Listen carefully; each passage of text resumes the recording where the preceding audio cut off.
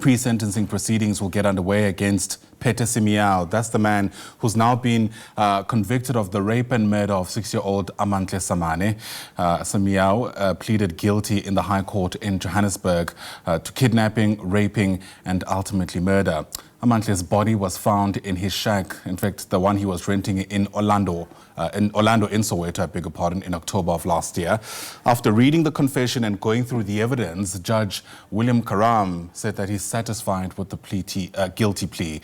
Watching the story for us is Neria Hlakotsa, who joins us now from inside the courtroom. And Neria, help us understand what happens next.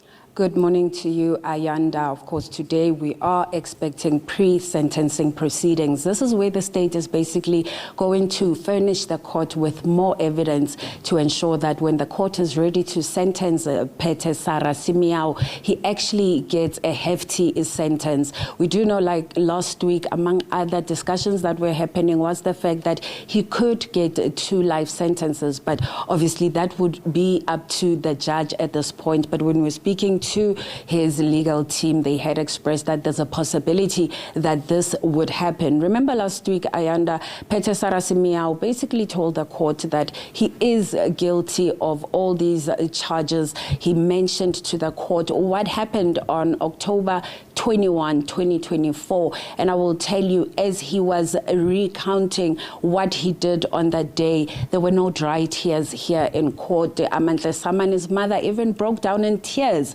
because she was basically listening to this man who raped and killed her daughter, just detail what happened. And I'm going to make sure that I do not become very gruesome in terms of detail, but I will tell you that among other things that he admitted to the fact that he saw Amantle in the streets, and then he led her into his shack, and that's when he proceeded to rape her and then ultimately kill her. And then he admitted further that after that he managed to flee the scene, because if you remember, initially he was living in a shack at the back of a house in Orlando, but he was later arrested in Zola, and this is where he had fled after this. So these are some of the details he was giving to the court last week. And today, with pre-sentencing proceedings, his legal team indicated that they will not be bringing any witness in terms of mitigating the sentence,